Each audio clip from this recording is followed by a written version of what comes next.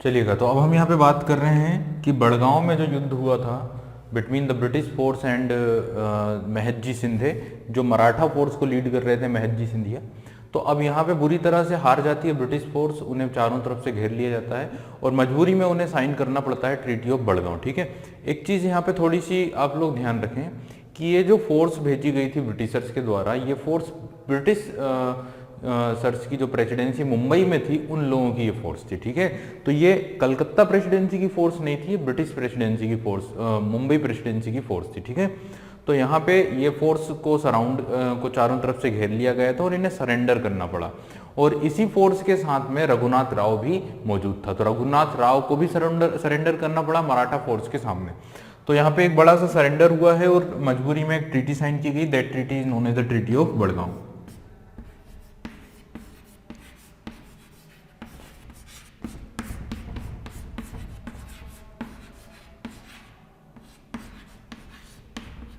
इन January 1779, तो जनवरी 1779 में ये संधि जो है वो होती है between the Maratha and the British East India company. Maratha और ब्रिटिश ईस्ट इंडिया कंपनी के बीच में ट्रीटी ऑफ बड़गांव साइन की जाती है। ठीक है, अब इस संधि के क्या क्या पॉइंट्स हैं, क्या क्या प्रोविजंस हैं, उनको हम समझ लेते हैं एक एक करके।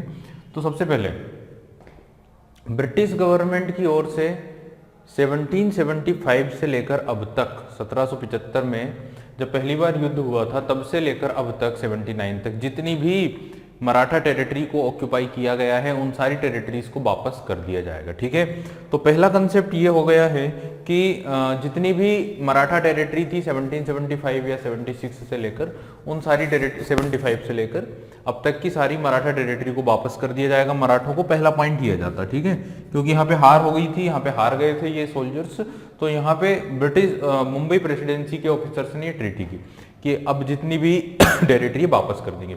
दूसरा, रघुनाथ राव की अगर बात की जाए तो रघुनाथ राव ने भी क्या कर दिया, सरेंडर कर दिया है। Raghunath Rao also surrender and confessed his guilt of begging war against Maratha state, और साथ ही उसने कन्फेस कर लिया है, अपनी गलती को मान लिया है, और साथ ही उसने कहा है कि मराठों पर ये जितने भी अटैक हो रहे थे वो सब उसी के कारण किए जा रहे थे, उसी के द्वारा जो भड़काया गया है अंग्रेजों को। ठीक है, उसी के कहने पर ये सारे अटैक के आक्रमण किए जा रहे थे। तो जिस तरह से ये जो अटैक हुआ था ये भी रघुनाथ राव का भी इसमें हाथ था, रघुनाथ राव को भी सरेंडर करना पड़ा। ठीक है, अब ये दो चीज तो अंग्रेजों की ओर से हो गई और रघुनाथ राव के कंसेप्ट हो गए। अब मराठों की ओर से अगर बात की जाए तो मराठों ने यहाँ पे रघुनाथ राव से यह कहा है साफ तौर पर कि अब आप क्या करिएगा, अब आप अपने इस करियर से रिटायर हो जाइए। ठीक है, तो रघुनाथ राव को मराठों की ओर से निर्देश दिया गया है, now you have to go retire. अब आपको रिटायर हो जाना चाहिए, सेवानिवृत्त हो जाना चाहिए, आपका काफी टाइम हो चुका है। ठीक है, तो आपको सेवानिवृत्त होना चाहिए, रिटायर होना चाहिए, तो ये कहा गया। और आपको झांसी पहुंचा दिया जाएगा, आपको झांसी में रहना है और वहां पर आपको साफ तौर पर एक पेंशन दे दी जाएगी, तो आपको वहां रहना है। ठीक है, तो you can go to Jhansi and live there on pension. ये बात बोली गई किसके लिए, रघुनाथ राव के लिए।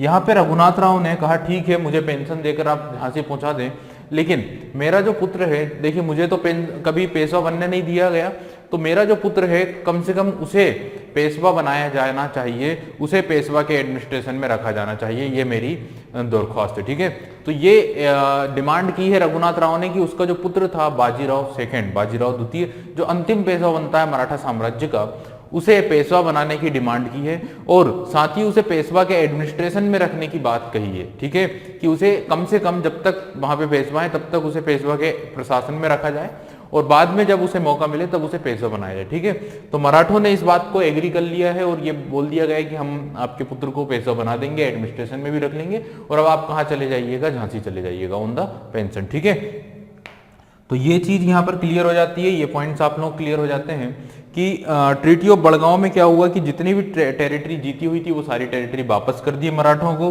दूसरा, रघुनाथ राव की जो प्रॉब्लम थी वो पूरी तरह से सॉल्व कर ली गई है। ठीक है, अब देखिए अगेन अगर बात की जाए इस ट्रीटी की, ट्रीटी ऑफ बड़गांव की, तो ये मराठों की ना बहुत बड़ी विजय और अंग्रेजों की बहुत बड़ी हार थी और यहाँ पे ब्रिटिश फोर्स को सरेंडर करना पड़ा था। अब इस ट्रीटी की अगर बात किया तो इस ट्रीटी को मानने से साफ तौर पर इनकार कर दिया था किसने, कलकत्ता काउंसिल में बैठे हुए गवर्नर जनरल ऑफ बंगाल ने, जिसका नाम क्या था, वॉरेन हेस्टिंग्स। यहाँ पे Warren Hasting condemn the treaty of Badgaon, Warren Hastings rejected the treaty of Badgaon, reject कर दिया है उसने 1779 की इस बड़गांव की संधि। क्यों रिजेक्ट कर दिया अब आप लोग समझे, क्योंकि यहाँ पे ना एक तो जो प्रतिष्ठा थी ब्रिटिशर्स की, जो अंग्रेजों की जो एक रिस्पेक्ट थी, उसके ऊपर एक बहुत बड़ा धक्का लगा था कि इस तरह से मराठों ने अंग्रेजों को हरा दिया और सरेंडर करवा दिया है, और साथ ही मजबूर कर दिया है ट्रीटी पर साइन करने के लिए, ठीक है। तो ये चीज जो है ब्रिटिश ऑफिसर को ठीक नहीं लगी, और अब वो इस चीज का बदला लेने के लिए एक बड़ी फोर्स को यहाँ पर भेजेगा, ठीक है। तो एक बड़ी फोर्स वो भेज रहा है कहाँ से, कलकत्ता से। तो अब जाके कलकत्ता काउंसिल के जो गवर्नर जनरल थे वो अपनी ओर से फोर्स भेज रहे हैं, ठीक है। अभी तक तो वो पीस की बात कर रहे थे, शांति की बात कर रहे थे, लेकिन बड़गांव के युद्ध में जो हार हुई है, जो पराजय हुई है, इसके बाद इन्होंने एक के बाद एक तीन बड़ी बड़ी सेनाएं कहां से, या तीन बड़े बड़े सोल्जर्स को या सेनापतियों को वहां से भेजना शुरू किया, ठीक है। और अब उनका टारगेट था कि किसी भी तरह से पुणे को कैप्चर किया जाए। और देखिए सबसे बड़ी डिप्लोमेसी की अगर बात की जाए ना, तो उनका टारगेट ये था कि किसी भी तरह से पुणे की पॉलिटिक्स से महदजी सिंधिया को सेपरेट किया जाए, समझ गए, डिटेच किया जाए किसे, महदजी सिंधिया को या महदजी सिंधे को, जो पूरा का पूरा एक इंपॉर्टेंट व्यक्ति है वहां का, उसे और नाना फडणवीस को एक दूसरे से सेपरेट करना, ये टारगेट हो गया था किसका, कलकत्ता काउंसिल के वॉरेन हेस्टिंग्स का, ठीक है। अब क्या होता है, तो सबसे पहली चीज तो ये हो गई कि treaty of Badgaon was rejected by the Bengal presidency, ठीक है, and then he send a large army, और इन्होंने एक बड़ी सेना को भेज दिया है, ठीक है। तो मैं बता देता हूं आप लोगों को, एक बड़ी सेना भेजी गई है, और एक नहीं है, तीन सेनाओं को भेजा गया है। किस किस के नेतृत्व में, तो सबसे पहले है कर्नल गोडार्ड के नेतृत्व में, कर्नल गोडार्ड के नेतृत्व में एक सेना भेजी गई। दूसरा नाम आता है कर्नल फोफेम, कर्नल फोफेम के नेतृत्व में एक सेना भेजी गई, ठीक है। तीसरे नंबर पे आता है जनरल केमेक,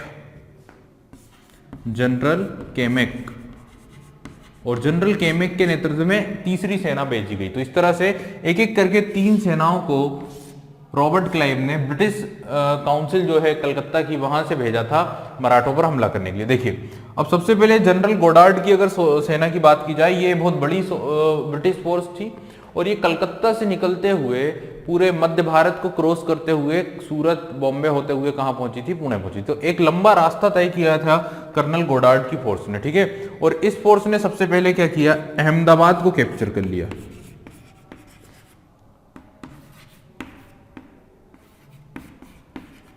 अहमदाबाद को इस फोर्स ने क्या किया, कैप्चर कर लिया इन फेब 1779, फरवरी 1779 में गोडार्ड की सेना ने अहमदाबाद को क्या कर लिया, अपने कब्जे में कर लिया। दूसरा, इसी फोर्स ने दिसंबर 1718 में बेसिन जो था, जिसे आज के समय वासी बोला जाता है, उसे भी क्या कर लिया, कैप्चर कर लिया।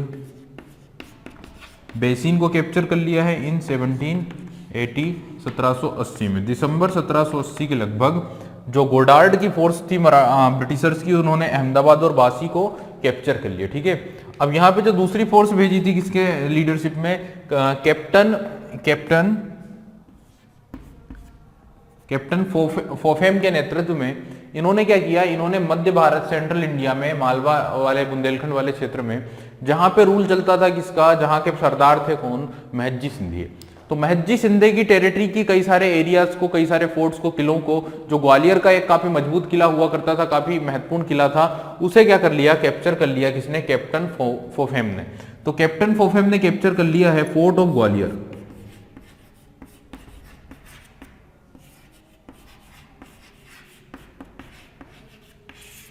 फोर्ट ऑफ ग्वालियर को कैप्चर किया। इसमें इसकी हेल्प की थी, इसमें इसकी मदद की थी जो राणा थे वहां के, गोहद के जो राणा थे, तो गोहद के राणा के द्वारा यहाँ पे मदद की गई थी फोहेम की, और फोहेम ने राणा की मदद से ग्वालियर के किले को कैप्चर कर लिया। और कई सारी ऐसी टेरिटरी जो किसके कंट्रोल में थी, जो महदजी सिंधे के कंट्रोल में थी, उन सारी टेरिटरी को कैप्चर कर लिया, ठीक है। अब तीसरी सेना भेजी गई थी किसके नेतृत्व में, जनरल केमेक के नेतृत्व में। और केमेक ने क्या किया है, केमेक ने सिंधिया के साथ जब इसका युद्ध हुआ, महजी सिंधिया के साथ जब लड़ाई लड़ी गई, तो उसमें एक लड़ाई हुई थी, ब्लेज नाम एक ब्लेज था, सिप्री नामक ब्लेज। तो सिप्री के युद्ध में जनरल केमेक ने पराजित कर दिया था किसे, महजी सिंधे को। तो इन फेब 1781 में during the battle of SIPRI,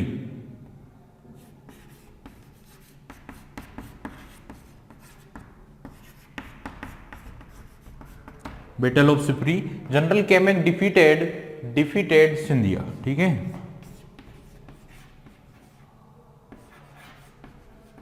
he defeated महदजी। ठीक है, तो इन्होंने महदजी को पराजित ही कर दिया। ठीक है, तो यहां पे देखिए कर्नल गोडार्ड ने क्या किया है, अहमदाबाद कैप्चर कर लिया, वासी कैप्चर कर लिया है, फोर्ट ऑफ ग्वालियर को फोफेम ने कैप्चर कर लिया है, और जनरल केमेक ने तो महजी सिंधे को ही क्या कर दिया, हरा दिया। हालांकि ऐसा नहीं कि सिर्फ महजी सिंधे को एक जगह हराया है या महजी सिंधे ही हारे, महजी सिंधे ने भी कई जगहों पर केमेक की सेना को हरा दिया था। ठीक है, तो केमेक को भी हराया, जहां यहाँ पे केमेक ने भी हराया। ठीक है, और ये चीज भी क्लियर हो चुकी थी, महजी सिंधे काफी पावरफुल है और काफी टेक्निकली अगर देखा जाए, टेक्निकली काफी स्ट्रॉन्ग लीडर थे, उस समय के सबसे मजबूत या सबसे इंटेलेक्चुअल व्यक्ति थे इंडिया की पॉलिटिकल कंडीशन में, पॉलिटिक्स में, महजी सिंधे। तो यहाँ पे ब्रिटिशर्स थोड़ा सा यहाँ पे एग्रेसिव हो गए हैं, थोड़ी सी कुछ टेरिटरीज उन्होंने कैप्चर कर ली है, और काफी कुछ हो जाने के बाद, काफी कुछ टेरिटरीज कैप्चर हो जाने के बाद एक बैलेंस की कंडीशन बन चुकी थी मराठों के लिए और ब्रिटिशर्स के लिए, एक संतुलन की स्थिति बन चुकी थी। और तब जाकर जो कलकत्ता प्रेसिडेंसी में बैठे हुए व्यक्ति थे वॉरेन हेस्टिंग्स, उन्होंने यहाँ पर एक सेपरेट पीस ट्रीटी करने की बात कही। ठीक है, एक सेपरेट यानी पृथक क्या की गई है, एक पीस ट्रीटी करने की बात कही है, किसके साथ में, महदजी सिंधे के साथ में। ठीक है, तो अब आप प्लान को समझिएगा, योजना को समझना है आपको कि ईस्ट इंडिया कंपनी के जो रॉबर्ट क्लाइव वो ये चाहते हैं कि किसी भी तरह से महदजी सिंधे को अपनी ओर किया जाए और पुणे से थोड़ा सा पृथक किया जाए, पुणे से थोड़ा सा डिटेच किया जाए, दूर किया जाए, किसे, महदजी सिंधे को। उसके लिए एक सेपरेट ट्रीटी करते हैं महदजी सिंधे और उन्हें अपना मीडिएटर बनाने की कोशिश करते हैं, उन्हें अपना मध्यस्थ बनाने की कोशिश करते हैं। ठीक है, तो महदजी सिंधे क्या हो जाएंगे, मध्यस्थ हो जाएंगे और अंग्रेजों की और पुणे के बीच में संधि कराने का काम कौन करेंगे, महदजी सिंधे करेंगे। ठीक है, उसके लिए पहले उनके साथ में एक सेपरेट ट्रीटी होती है और उनको यह विश्वास दिलाया जाता है कि आपकी जितनी भी टेरिटरी को अंग्रेजों ने कैप्चर किया है इस युद्ध के दौरान, वो आपको वापस कर दी जाएगी, आपका किला भी वापस कर दिया जाएगा, लेकिन आपको क्या करना है, आपको हमारी ओर से एक मीडिएटर बनना है और संधि करानी है किसके साथ, पुणे के साथ। ठीक है, तो इस बात को समझे अब आप क्या हुआ है, in order to detach Scindia, तो शब्दों को समझना, in order to detach Scindia from Poona government, Poona सरकार से सिंधिया को अलग करने के लिए Warren Hasting decided to do a separate peace agreement with Mahadji Shinde. तो एक सेपरेट पीस एग्रीमेंट साइन किया गया है महदजी सिंधे के बीच के साथ, किसका, वॉरेन हेस्टिंग का, और यह हुआ अक्टूबर 1781।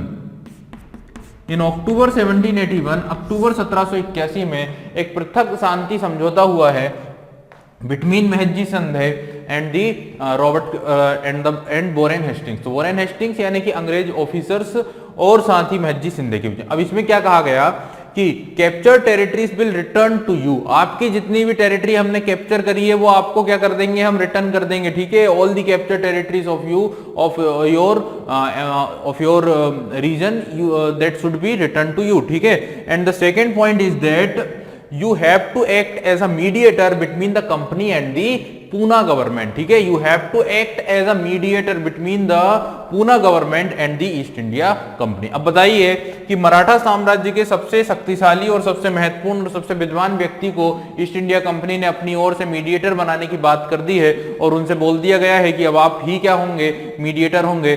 ठीक है, और आप ही को क्या कराना है, ट्रीटी कराना है, संधि कराना है। ठीक है, तो ये बोल दिया गया है कि आपको पेशवाओं के साथ हमारी संधि कराना है। ओके, अब क्या होता है, महदजी सिंधे इस बात पर एग्री हो जाते हैं, महदजी सिंधे इस बात पर सहमत हो जाते हैं। ठीक है, so having Mahadji Shinde as a mediator and guarantor a peace treaty was signed between the British East India Company and the Peshwa. अब महदजी सिंधे एक क्या हो चुके हैं, मीडिएटर बन चुके हैं, एक मध्यस्थ बन चुके हैं और अब वो एक गारंटर भी हैं कि अगर ये जो अगली ट्रीटी जो होगी चौथे नंबर की, अगर इसको कोई भी दोनों पक्षों में से कोई भी अगर तोड़ता है तो क्वेश्चन जो पूछा जाएगा वो किससे पूछा जाएगा, वो पूछा जाएगा महजी शिंदे से। ठीक है, तो फाइनली अभी तक 1775 से 1782 तक का ये दौर आ चुका है। अब तक कि युद्ध को खत्म करने के लिए फाइनल एक ट्रीटी होती है, चौथे नंबर पर एक संधि होती है पेशवा और अंग्रेजों के बीच में। इस पीस ट्रीटी का कोई नाम नहीं है, ठीक है। ये जो शांति समझौता हुआ है, शांति संधि हुई है, ये सिर्फ सेपरेट है और ये एक प्रकार से रहस्यमय तरीके से हुई थी महजी शिंदे और अंग्रेजों के बीच में। अब जो चौथी ट्रीटी होगी पेशवाओं के बीच में और अंग्रेजों के बीच में, उसके मीडिएटर होंगे कौन, महजी शिंदे। और ये जो ट्रीटी है, इस ट्रीटी को बोला जाता है ट्रीटी ऑफ सालवाई, सालवाई की संधि। तो हम बात करेंगे इस युद्ध में चौथी संधि की, जिसका नाम होगा ट्रीटी ऑफ सालवाई या सालवाई की संधि, जो 17 मई 1782 को साइन की गई थी, 17 मई 1782 को साइन की गई थी। चलिएगा, तो अब हम बात करेंगे चौथी संधि के बारे में, फोर्थ ट्रीटी, जिसका नाम होगा ट्रीटी ऑफ सालवाई। ठीक है, सालवाई की जो संधि है उसके ऊपर फोकस किया जाएगा।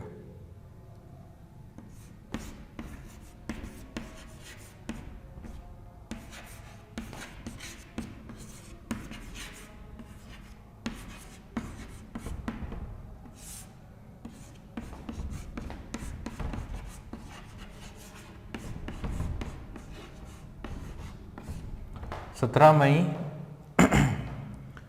मई 1782 को, ठीक है। तो 17 मई 1762 को ये संधि साइन की गई थी। अब हम इस संधि के ऊपर जो भी पॉइंट्स हैं उनको समझ लेते हैं। तो पहली बात तो ये है कि यहाँ पे ना ब्रिटिशर्स थोड़े से अब ऊपर की स्थिति में जाते हैं और अपनी टर्म्स मनवाने की कोशिश करते हैं। जैसे कि उनकी बहुत दिनों से नज़र थी किस पर, सालसेट पर और भड़ोच पर।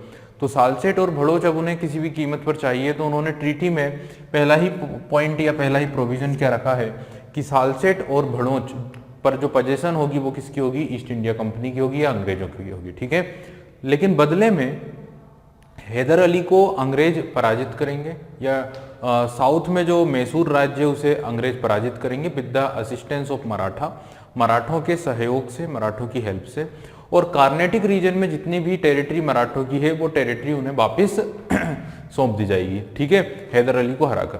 तो ये एक पॉइंट यहाँ पर आप लोग समझें। इसमें सबसे खास बात यह है कि सालसेट जो आइलैंड था और भड़ोच जो गुजरात में आता है, वो वहां की पोजीशन अब किसे मिल चुकी है, ब्रिटिश ईस्ट इंडिया कंपनी को मिल चुकी है। ठीक है, तो ये बात ध्यान रखिएगा, Salcete and Bharuch should continue into the position of English. तो अंग्रेजों के पोजीशन में आ चुका है सालसेट और साथ ही दूसरा जो एरिया है भड़ोच का। ठीक है, तो बदले में क्या होगा, and acquired guarantees that the Marathas would defeat Hyder Ali of Mysore and retake territories in the Carnatic. ठीक है, तो मराठे जो हेल्प करेंगे ब्रिटिशर्स को, और जो जब हैदर अली को पराजित किया जाएगा या कार्नेटिक जब क्षेत्र वो जीतेंगे, मैसूर जब जीतेंगे, तो वहां का जो टेरिटरी है मराठों की वो उन्हें वापस की जाएगी। ठीक है, चलिए, तो वो तो बाद की बात है। फिलहाल इनके हाथ से दो टेरिटरी चली गई है, एक भड़ोच और दूसरा कौन सा, दूसरा है सालसेट। ठीक है, अब अगर बात की जाए ना बेसिन की, तो बेसिन अभी भी इनके पास ही रहेगा, किसके पास, मराठों के पास। तो वो बासी जो आज के समय कहा जाता है मुंबई के पास, वो अभी भी मराठों के पास है, लेकिन सालसेट पर किसका कंट्रोल हो गया, अंग्रेजों का। दूसरी चीज, अब अगर रघुनाथ राव की बात की जाए, तो रघुनाथ राव को अब ब्रिटिशर्स बिल्कुल सपोर्ट नहीं करेंगे, ये तो पहले भी हो चुका था। तो यहाँ पे ये बात क्लियर हो गई है, मराठों की ओर से कहा गया है कि रघुनाथ राव को हम पेंशन दे देंगे और झांसी भेज देंगे, आपको अब उसे सपोर्ट नहीं करना। तो वैसे भी अब अंग्रेजों को कोई मतलब नहीं है, रघुनाथ राव आपका इंटरनल मैटर है, उससे कोई रिलेटेड ही यहाँ पे मामला नहीं बनता है। तो English should not support Raghunath Rao and Peshwa should give him pension. तो पेशवा के द्वारा रघुनाथ राव को पेंशन दे दी जाएगी और ब्रिटिशर्स रघुनाथ राव को बिल्कुल भी सपोर्ट नहीं करेंगे। ठीक है, अब अगर रघुनाथ राव को ब्रिटिशर्स सपोर्ट नहीं करेंगे तो बदले में ब्रिटिशर्स का यह भी मानना है कि आप भी किसी हमारे दुश्मन के साथ सहयोग नहीं करेंगे, किसी भी अदर यूरोपियन कंट्री के साथ आपको कोई भी फ्रेंडली ट्रीटी नहीं करना होगी। ठीक है, तो ये एक चीज हो जाती है और पेशवा ने ये बात एक्सेप्ट कर ली है। इट मीन जो पेशवाओं की तरफ से लीडर हैं उन्होंने ये बात तय कर ली है कि they should not take support from other Europeans, कि वो किसी भी दूसरी यूरोपियन, जैसे फ्रांस को जो उन्होंने वेस्टर्न कोस्ट या वेस्टर्न पोर्ट दे दिया था, उनके साथ जो समझौते हुए थे उसे खत्म कर दिया जाता। ठीक है, तो इस बात पर मराठा एग्री हो जाते हैं कि हम दूसरी यूरोपियन पावर के साथ कोई समझौता नहीं करेंगे और जो टेरिटरीज एक्वायर करी थी ब्रिटिश ईस्ट इंडिया कंपनी ने after the treaty of Purandar, तो पुरंदर की जो संधि आप लोग देख रहे हैं 1776 में हुई थी, तो 1776 की पुरंदर की संधि के बाद जितनी भी मराठा टेरिटरी अंग्रेजों ने एक्वायर्ड करी थी इंक्लूडिंग बेसिन या बासी, वो भी क्या किया जाएगा, मराठों को वापस कर दिया जाएगा। ठीक है, territories conquered since the treaty of Purandar in 1776 including Bassein should restored to Marathas, तो मराठों को अपनी टेरिटरी वापस मिल जाएगी। 1776 से लेकर अभी तक की जो भी टेरिटरी मराठों की एक्वायर करी थी उसमें बेसिन या वासी भी शामिल होगा। ठीक है, तो ये जो 4 पॉइंट है वो मैंने आप लोगों को बताया। पहला पॉइंट ये है कि मराठे अब सालसेट और भड़ोच अपने पास रखना चाहते हैं, बदले में उन्होंने ये वादा किया है कि हैदर अली को हराकर कार्नेटिक एरिया के जितने भी मराठा क्षेत्र हैं वो उन्हें वापस कर दिए जाएंगे।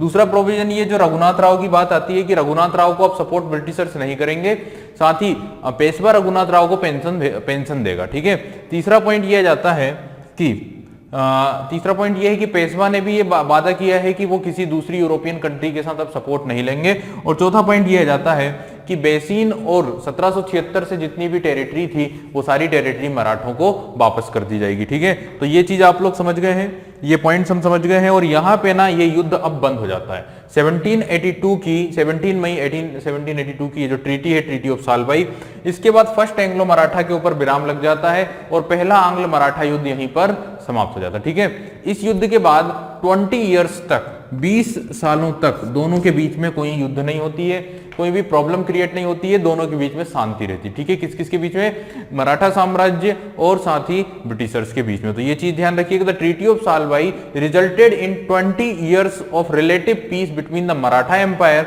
And the East India Company until outbreak of the second Anglo Maratha war in 1802। तो जब तक 1802 या 1802 में दोनों के बीच में प्रॉब्लम क्रिएट नहीं होती, तब तक दोनों के बीच में शांति रहती है after the treaty of Salbai. तो ध्यान रखिएगा, सालबाई की संधि के बाद 20 साल शांति रहेगी, लेकिन इन 20 ईयर्स में मराठों को क्या करना था, इन 20 ईयर्स में मराठों को अपनी कॉन्फेडरेसी को स्ट्रॉन्ग करना था, अपने कोऑर्डिनेशन को स्ट्रॉन्ग करना था, अपनी पावर को स्ट्रॉन्ग करना था, अपने रिलेशन को अच्छे रखना था। ठीक है, लेकिन यहाँ पे मराठे आपस में उनके जो युद्ध थे, उनके जो झगड़े थे वो और ज्यादा बढ़ जाते हैं। ठीक है, तो ये आपस में और इनके बीच में डिस्प्यूट हो जाते हैं और इनके बीच में प्रॉब्लम बढ़ जाती है। ठीक है, और वहीं ईस्ट इंडिया कंपनी कंटिन्यूसली मजबूत होती जा रही है, अपनी टेरिटरी को कंटिन्यूसली बढ़ाती जा रही है। इस दौरान क्या होगा, अब आप लोग टाइम देख रहे हैं 1802, इसके पहले 1782 की बात होगी और वहां पे हैदर अली के साथ युद्ध चल रहे हैं। आप लोगों को पता है कि सेकेंड एंग्लो मैसूर वॉर जब चल रहा था वो 1782 हुआ, 84 तक चला था। इसीलिए तो ये वादा किया था ना मराठों से कि कार्नेटिक युद्ध जब हम जीतेंगे और अब आप तो हमको भी सपोर्ट करेंगे तो हम वहां की टेरिटरी आपको दे देंगे, और ऐसा ही हुआ। ठीक है, हालांकि सेकेंड कार्नेटिक वॉर तो इक्वल रहा, बैलेंस रहा, इसमें कुछ भी रिजल्ट नहीं निकला। फिर जो थर्ड कार्नेटिक वॉर हुआ है, सॉरी यहाँ कार्नेटिक नहीं, यहाँ पे कौन सा, एंग्लो मैसूर वॉर है ना, कार्नेटिक वॉर नहीं, गलत बोल दिया, एंग्लो मैसूर वॉर। तो सेकंड एंग्लो मैसूर वॉर चल रहा है लेकिन इसमें कोई रिजल्ट नहीं निकला। फिर थर्ड एंग्लो मैसूर वॉर जब हुआ उसमें ब्रिटिशर्स जीत गए थे और जो भी टेरिटरी थी वो मराठों को दे दी गई थी। और फोर्थ एंग्लो मैसूर वॉर में भी ब्रिटिशर्स जीत गए थे 1799 में, और वो भी मराठा टेरिटरी उनको सौंप दी गई थी। लेकिन 1802 1802 में अगर हम बात करें तब तक इन्होंने मैसूर को कैप्चर कर लिया था 1799 में, और भी कई सारी टेरिटरी, बंगाल वगैरह तो पहले ही कैप्चर कर चुके थे, फ्रांसीसियों को पहले ही हरा चुके थे, और साउथ इंडिया में मैसूर जैसी जो मजबूत शक्ति थी उसे भी कैप्चर कर चुके थे। ठीक है, कर्नाटक के नवाब तो पहले से ही अंग्रेजों के फ्रेंड्स थे। ठीक है, अंग्रेजों के ही नियंत्रण में थे। वहीं त्रावणकोर के जो रूलर्स थे वो भी अंग्रेजों के फ्रेंडली स्टेट्स थे। निजाम के साथ भी अंग्रेजों ने सहायक संधि कर ली थी। सबसे पहले ट्रीटी ऑफ सब्सिडरी अलायंस निजाम ने ही करी थी। ठीक है, 1798 में। फिर मैसूर ने भी सहायक संधि कर ली, कर्नाटक के नवाब को भी इन्होंने हटा दिया। अब इस तरह से ना अंग्रेज लगातार मजबूत हो रहे हैं, लेकिन भाई मराठा साम्राज्य जो इंडिया का सबसे बड़ा साम्राज्य था उसमें आपसी मतभेद बढ़ रहे हैं। जैसे कि हम बात करें कन्फेडरेसी की तो भोंसले हैं, होलकर्स हैं, निजाम्स हैं, पेशवा हैं, गायकवाड़्स हैं, इनके बीच में आपस में डिस्प्यूट क्रिएट हो रहे हैं और ये आपस में अपनी टेरिटरी को बढ़ाने की कोशिश कर रहे हैं। इस समय सबसे मजबूत थे होलकर और सिंधिया, और ये अपना वर्चस्व दिखाने के लिए आपस में लड़ रहे हैं और पुणे पर अपना अधिकार करना चाह रहे हैं, पुणे पर कंट्रोल करना चाह रहे हैं। इसी दौरान क्या होगा, देखिए अब अभी तक क्या था, अभी तक ये दो लोग बड़े बड़े लोग थे, एक नाना फडणवीस और दूसरा नाम आता महजी शिंदे।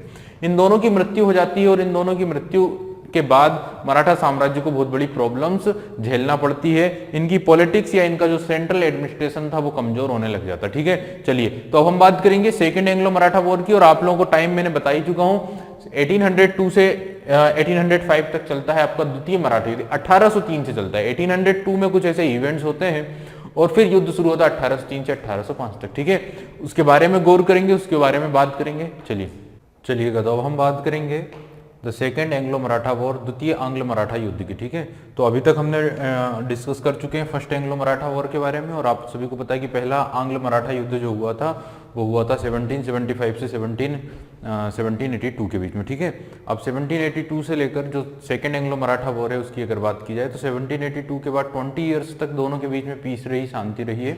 और जो सेकेंड एंग्लो मराठा वॉर हुआ है वो हुआ है कब, 1802 से 1805 के बीच में। ठीक है, 1800, ठीक है, यहाँ पे हम थोड़ा सा 1802 से वैसे स्टार्ट हुआ है, इवेंट्स जो हुए हैं वो 1802 से हुए, बट हम टाइम लिखेंगे यहाँ पे 1803 से 1805। ठीक है, तो जो सेकेंड एंग्लो मराठा वॉर्स हैं वो हुए हैं 1803 से 1805 के बीच में, 1803 से 1805 के बीच में। ठीक है, चलिए तो इस सेकेंड वॉर की कहानी को स्टार्ट करने से पहले, इस स्टोरी को स्टार्ट करने से पहले हल्का सा रिवाइज या रिकैप कर लेते हैं अपन फर्स्ट एंग्लो मराठा वॉर को। ठीक है, अब फर्स्ट एंग्लो मराठा वॉर की अगर बात की जाए तो आप लोगों को टाइम पता है 1775 से 1782 के बीच में क्या क्या हुआ था उसको समझते हैं।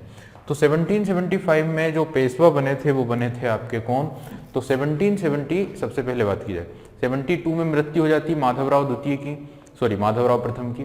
फिर नारायण राव पेशवा बनते हैं, लेकिन नारायण राव की हत्या 73 में कौन कर देता है, Narayan Rao was killed by Raghunath Rao. ठीक है, अब रघुनाथ राव हत्या कर देते हैं किसकी, नारायण राव की। नारायण राव के बाद फिर रघुनाथ राव कुछ समय के लिए पेशवा बनते हैं, लेकिन उनके ऊपर जो मर्डर केस था न्यायमूर्तियों के द्वारा जो रिजल्ट दिया जाता है वो मृत्युदंड का दे दिया जाता है। ठीक है, इस बीच रिजल्ट आने से पहले वो कुछ समय के लिए अपने दूसरे कैंपेन पर जाते हैं, और इस बीच नाना फडणवीस और उनके जो 12 लोगों का जो ग्रुप होता है जिसे 12 भाई मंडली कहा जाता है, वो लोग क्या करते हैं, वो लोग वहां पे तख्ता पलट कर देते हैं। ठीक है, और नारायण राव के ही 40 दिन का जो पुत्र उनका जन्म लेता है माधवराव द्वितीय, जिसे सवाई माधवराव बोला जाता है, उसे अगला पेशवा वो डिक्लेयर कर देते। ठीक है, तो अब स्थिति ये बन जाती है कि जो रघुनाथ राव है वो अब भटकता है इधर उधर, और फाइनली वो सूरत पहुंचकर अंग्रेजों के साथ ट्रीटी करता है। ठीक है, that was the treaty of Surat, और यहाँ पर पेशवे बन जाते हैं कौन, माधवराव सेकंड। और पूरी की पूरी जो एडमिनिस्ट्रेशन है मराठों की वो लीड कर रहे होते हैं नाना फडणवीस, और साथ ही इसमें इंपॉर्टेंट रोल होता है आपके होलकर्स और सिंधिया का। ठीक है, और वो भी सपोर्ट कर रहे हैं नाना फडणवीस को। अब क्या होता है कि सूरत की ट्रीटी होती है, और सूरत की ट्रीटी के बाद ब्रिटिशर सपोर्ट करते हैं रघुनाथ राव को। 2500 के सोल्जर्स भेज दिए जाते हैं पुणे पर अटैक करने के लिए। पुणे की फोर्स को लीड करते हैं, या पुणे की ओर से जो सिपाही हैं, जो सेना है उसे लीड करते हैं जो फड़के नाम के उनके सेनापति होते हैं वो। ठीक है, अब यहाँ पे पराजित कर दिया जाता है, हरा दिया जाता है किसी ब्रिटिशर्स को। अब यहाँ पे जब हराने के बाद ना एक ट्रीटी होती है, एक संधि होती है जिसको हम बोलते हैं ट्रीटी ऑफ पुरंदर। ठीक है, ट्रीटी ऑफ पुरंदर जो साइन होती है उसके बाद, या ये एक फ्रेंडली ट्रीटी होती है, मित्रवत संधि होती है, लेकिन पुरंदर की संधि के बाद क्या होता है कि ये जो मराठे हैं, खासतौर से जो नाना फडणवीस है, ये फ्रांसीसियों के साथ थोड़ा सा रिलेशनशिप अच्छे कर लेते हैं। ठीक है, और फ्रांसीसियों के साथ जब इनके रिलेशनशिप अच्छे होते हैं और फ्रांसीसियों को ये वेस्टर्न कोस्ट पर एक पोर्ट जब दे देते हैं, तब ब्रिटिश प्रेसिडेंसी जो मुंबई में है वहां से एक आर्मी का अटैक होता है किस पर, पुणे के ऊपर। ठीक है, तो यहाँ पर फिर से अटैक हो जाता है इनके ऊपर, और यहाँ पर फिर से इन्हें पराजित कर दिया जाता है। ठीक है, अगेन हरा दिया जाता है किसे, ब्रिटिश फोर्स को। ठीक है, ब्रिटिश फोर्स को अगेन हरा दिया जाता है। अब इस दौरान फिर जो ट्रीटी होती है, जो संधि होती है, वो होती है ट्रीटी ऑफ बड़गांव। बड़गांव की संधि साइन की जाती है। बड़गांव की संधि को ब्रिटिश की जो काउंसिल कलकत्ता में है वो एक्सेप्ट करने से मना कर देते। ठीक है, तो बड़गांव की ट्रीटी को नहीं माना, और तीन एक के बाद एक बड़ी बड़ी सेनाएं भेज दी जाती है वॉरेन हेस्टिंग्स के द्वारा मराठा साम्राज्य पर हमले करने के लिए। ठीक है, तो ये जो 3 बड़ी बड़ी सेनाएं भेजी जाती है, इनके द्वारा कई सारे एरियाज को कॉन्कर कर लिया जाता है, जैसे सालसेट बेसिन, सूरत, ये वाली टेरिटरी जीत लेते हैं, अहमदाबाद को कैप्चर कर लेते हैं। ठीक है, फिर यहाँ पे अगर बात की जाए तो ग्वालियर को फोफेन नामक जो कमांडर था, कैप्टन था, उसके द्वारा ग्वालियर के किले को कैप्चर कर लिया जाता है। फिर यहीं पर सिपरी नामक एक विलेज में, गांव में हरा दिया जाता है महज्जी सिंधे को। महज्जी सिंधे जो एक इंपॉर्टेंट लीडर थे उस समय की पॉलिटिक्स के, तो उन्हें भी, लेकिन हालांकि महज्जी सिंधे ने भी कई जगहों पर ब्रिटिशर्स को हराया, उनकी भी हार हुई, तो थोड़ी थोड़ी सी जो स्थिति रही वो बैलेंस रही, लेकिन फाइनली ब्रिटिशर्स की यहाँ पर हार हो गई और फिर एक ट्रीटी करानी पड़ी जिसको बोलते हैं ट्रीटी ऑफ सालवाई। तो इस तरह से 4 ट्रीटीज होती है और सालवाई की संधि के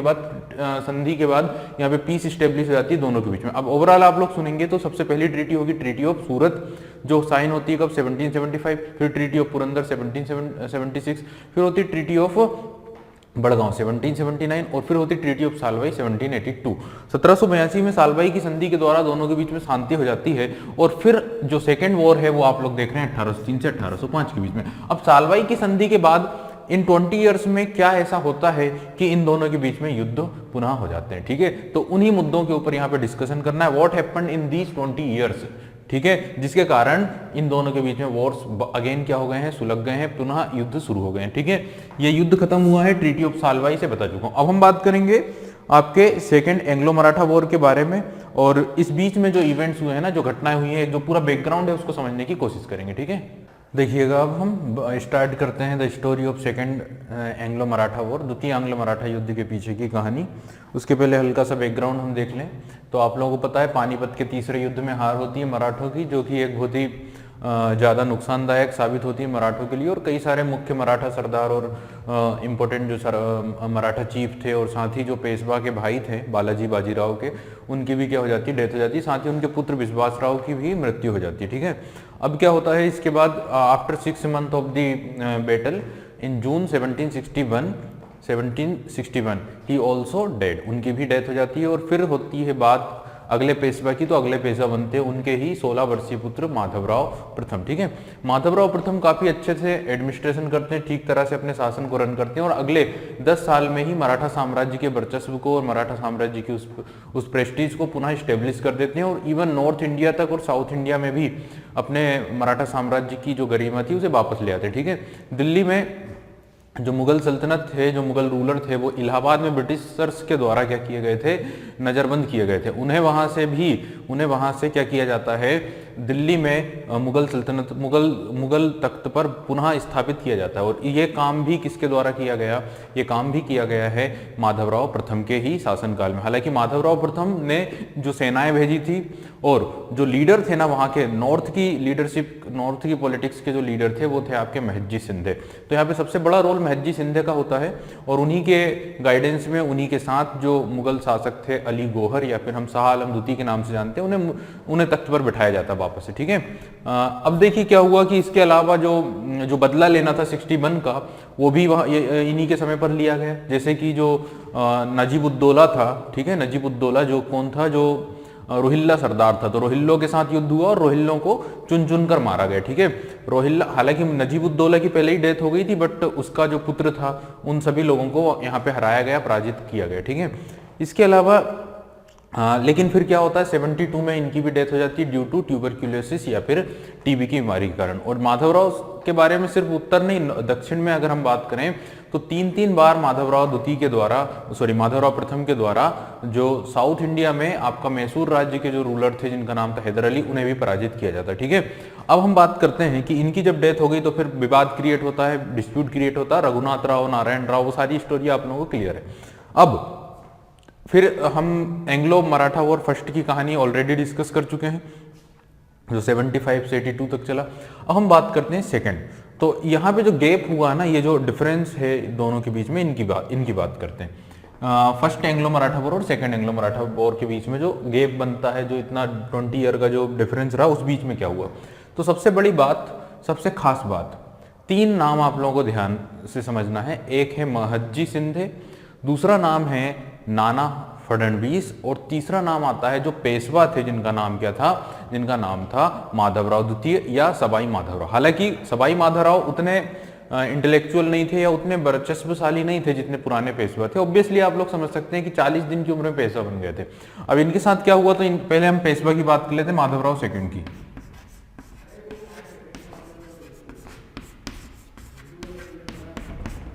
माधवराव द्वितीय की अगर बात की जाए तो इन 1795 में when he was 21 year old, जब इनकी आयु कितनी थी, 21 ईयर की एज में थे, तो इन्होंने क्या किया, शनिवार वाड़ा की दीवार से कूद कर सुसाइड कर लिया। ठीक है, अब इसके पीछे का जो रीजन था, जो कारण था, वो अभी अनक्लियर है, उसके बारे में ठीक से इंफॉर्मेशन नहीं है।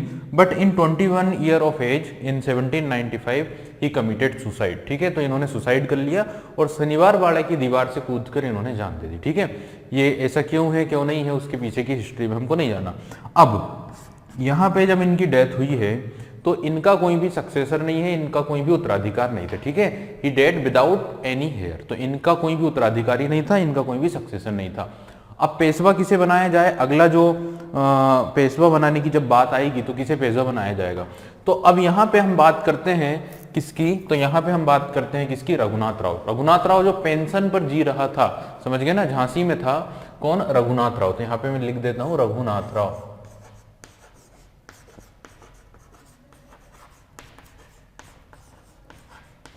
रघुनाथ राव के 3 पुत्र थे, समझ गए, ही हैव 3 सन्स। 3 पुत्र कौन कौन से थे, तो पहला नाम आता है बाजीराव द्वितीय। ठीक है, बाजीराव द्वितीय। दूसरा नाम आता है चीमाजी राव द्वितीय।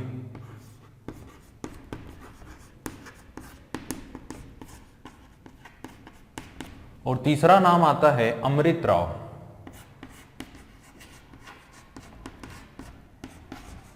ठीक है, अमृत राव की अगर बात करें तो ही वॉज एडॉप्टेड, ये एडॉप्टेड था। ठीक है, चलिए, तो एक बात यहां पे क्लियर हो गई। अब इस स्थिति में when Madhavrao second was committed suicide, then the next Peshwa जो बनाया गया, वो बनाया गया किसे, बाजीराव सेकंड को। क्लियर, तो यहाँ पे एक बात क्लियर हो गई आप लोगों को, after the death of Madhavrao second the next Peshwa was became Bajirao second. Bajirao second को ही अगला पेशवा बनाएगा। तो यहाँ पे मैं नाम लिख देता हूं पेशवा का,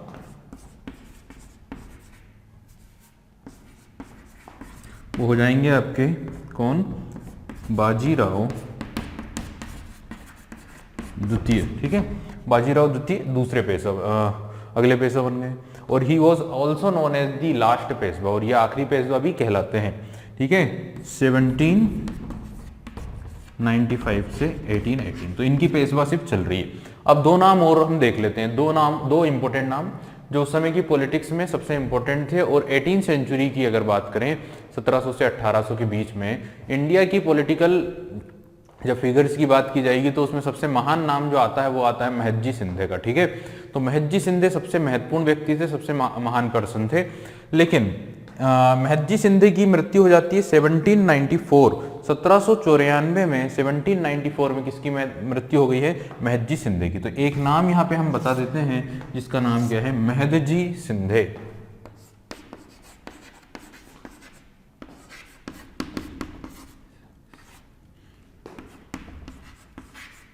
महदजी सिंधिया भी कहा जा सकता है, महदजी शिंदे भी कहा जा सकता है।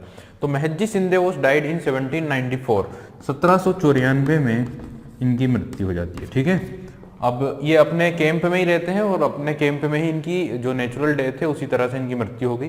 ठीक है, हालांकि जिस समय इनकी डेथ हुई है उस समय लगभग 64 ईयर की एज में 1794 में, उस समय पर ये एक्चुअल में अपनी एकदम जीनत पर थे, अपनी पावर के एकदम सुप्रीम लेवल पर थे, अपने एकदम स्ट्रेंथ के सबसे अच्छे स्तर पर थे। ठीक है, जिस समय इनकी डेथ हुई, तो इनकी मृत्यु का काफी ज्यादा बुरा इफेक्ट होता है, बुरा प्रभाव पड़ता है मराठा राजनीति में। ठीक है, चलिए, अब यहाँ पे एकमात्र व्यक्ति बचते हैं जो मराठों को लीड कर रहे हैं, जो मराठों को नेतृत्व प्रदान कर रहे हैं। क्योंकि यहाँ पे ना अगर आप इस व्यक्ति की भी बात करें, बाजीराव सेकंड की, तो बाजीराव सेकंड भी उतना योग्य व्यक्ति नहीं था। ठीक है, he was not a very capable person, he was not very intellectual, not very diplomatic. ठीक है, तो ये कोई इतना योग्य नहीं था, उतना इंटेलेक्चुअल नहीं था, इसके अंदर ना ही कोई एडमिनिस्ट्रेटिव स्किल्स थी, ना ही ये काफी महान योद्धा के रूप में जाना जाता था। ठीक है, जैसे कि पेशवाओं की अगर बात करें तो पेशवाओं में ये स्किल पहले से होती है, या शुरू से ही अगर देखा जाए तो पेशवा एक महान योद्धा के रूप में जाने जाते थे। अगर हम बात करें बालाजी विश्वनाथ की, बाजीराव जो सबसे महान या योद्धा के रूप में जाने गए, फिर बाजीराव, ठीक है, माधवराव। ठीक है, तो ये जो पेशवा थे इनके बारे में ये माना जाता है कि ये एक महान योद्धा है, इनकी जो फैमिली है ये योद्धाओं की फैमिली। बट यहाँ पे Bajirao second is not very very very very well warrior, ठीक है, तो ये कोई बहुत अच्छा वॉरियर के रूप में नहीं जाना जाता था। अब देखिए क्या होता है, इस स्टोरी को हम स्टार्ट करते हैं। तो तीसरा नाम किसका आता है, तो तीसरा नाम आता है नाना फडणवीस का। नाना फडणवीस, ठीक है। तो नाना फडणवीस एक इंपॉर्टेंट नाम आ जाता है और नाना फडणवीस के गाइडेंस में ही मराठा साम्राज्य ठीक तरह से रन होता है और वही सारी पॉलिसी रन करते हैं। और during the ruling time of Bajirao second he was worked as the chief minister of Maratha Empire, ठीक है। तो ये मराठा साम्राज्य के मुख्यमंत्री के प्रधानमंत्री मीन चीफ मिनिस्टर के रूप में क्या करते हैं, रूल काम करते हैं, ठीक है।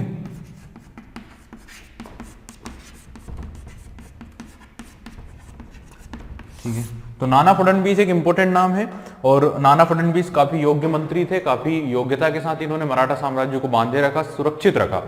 इवन कि जब कोई बड़ा व्यक्ति नहीं है पेशवाओं में हम देख रहे हैं कि 1773 या 4 से ही कोई बड़ा पेशवा लीड नहीं कर रहा है, ठीक है। लीडर के तौर पर जो था, क्योंकि पेशवा तो सिर्फ 40 दिन की उम्र में ही पेशवा बने थे, ठीक है। तो यानी कि माधवराव के बाद अगर देखा जाए तो पेशवा के लिए के नाम पर पूरे की पूरी मराठा साम्राज्य की जो पॉलिटिक्स थी उसे कौन होल्ड किए हुए था, उसे नाना फडणवीस होल्ड किए हुए थे, ठीक है। और दूसरा जो नाम इंपॉर्टेंट आ जाता है वो महज्जी शिंदे का आ जाता है, जो उत्तर में मराठा पॉलिटिक्स को कंट्रोल किए हुए थे। लेकिन क्या हुआ, 1794 में इनकी मृत्यु हो गई। और नाना फडणवीस की अगर बात की जाए तो ये अभी भी रन कर रहे हैं, अभी इनकी डेथ नहीं हुई थी। इनकी जो मृत्यु हुई थी नाना फडणवीस की, वो हुई थी 18th सेंचुरी, 1800 में नाना फडणवीस की क्या हो जाती है, डेथ हो जाती है, ठीक है। तो ये अब आप समझें कि अब मराठाओं की पॉलिटिक्स को कौन रन करेगा, कौन नीतियां बनाएगा, ठीक है, कौन इंस्ट्रक्शन देगा, ये बहुत बड़ी प्रॉब्लम आ जाती है, क्योंकि कोई भी एक बड़ा या विद्वान व्यक्ति यहाँ पर अब नहीं बचा, ठीक है। ना ही महज्जी शिंदे हैं, ना ही नाना फडणवीस हैं, क्योंकि 1800 में इनकी भी मृत्यु होगी। जब तक नाना फडणवीस जीवित रहे, जब तक उन्होंने पॉलिसीज बनाई, तब तक इन्होंने कभी भी अंग्रेजों को मराठा साम्राज्य में शामिल नहीं होने दिया या अंग्रेजों के साथ ज्यादा अच्छे रिलेशनशिप बनाने की कोशिश नहीं की। लाइक जैसे कि उस समय पर ना 18th सेंचुरी चल रही है, 1800 का ईयर आप लोग देख रहे हैं, आप सभी को पता है कि उस समय ब्रिटिश गवर्नर जनरल कौन था, तो ब्रिटिश गवर्नर जनरल उस समय लॉर्ड वेलेस्ली था। और लॉर्ड वेलेस्ली जब आया था इंडिया में 1798 में, जब वो अपॉइंट हुआ था, तो उसने एक नीति लेकर आया था जिसको हम बोलते हैं सब्सिडरी अलायंस, ठीक है, ट्रीटी ऑफ सब्सिडरी अलायंस या सहायक संधि। और सहायक संधि का कंसेप्ट ही यही था कि उसके बाद भारतीय जो भी रूलर है या जो भी स्टेट है, अगर सहायक संधि को साइन कर लेता है तो उसकी अपनी जो सॉवरेनिटी थी, अपनी जो पूरी की पूरी फ्रीडम थी, वो पूरी क्या हो जाती, खत्म हो जाती, ठीक है। तो नाना फडणवीस इस चीज को पूरी तरह से जानते थे, इसलिए काफी कोशिश की गई अंग्रेजों के द्वारा कि ट्रीटी ऑफ सब्सिडरी अलायंस को साइन कर लिया जाए, लेकिन यहाँ पे जब तक नाना फडणवीस रहे तब तक उन्होंने इस संधि को साइन नहीं होने दिया। अब देखिए इनकी मृत्यु हो गई 1800 में और इनकी मृत्यु के 2 साल के बाद ही मराठों में यहाँ पर जो कन्फेडरेसी थी उनमें और जो पेशवा थे इनके बीच में डिस्प्यूट क्रिएट हो जाएंगे, विवाद क्रिएट हो जाएंगे और फिर इनके बीच में आपस में संघर्ष होंगे और यहाँ पे फिर अंग्रेजों का इंटरफेयर शुरू हो जाएगा, अंग्रेजों का हस्तक्षेप शुरू हो जाएगा। कैसे क्या होती है events, step by step events को हम डिस्कस करते हैं। तो सबसे पहले मैंने आप लोग बता दिए 3 इंपॉर्टेंट नाम कि यहाँ पे आ जाते हैं आपके जो पेशवा है उनकी मृत्यु हो गई, तो कौन आ गए, वो आ गए हैं बाजीराव सेकंड, ठीक है। दूसरा नाम अगर बात की जाए तो महज्जी शिंदे की 1794 में डेथ हो जाती है और नाना फडणवीस जो एक इंपॉर्टेंट पर्सन थे मराठा साम्राज्य के, उनकी 1800 में डेथ हो जाती है। अब क्या होता है उसको हम आगे डिस्कस करते हैं, ठीक है।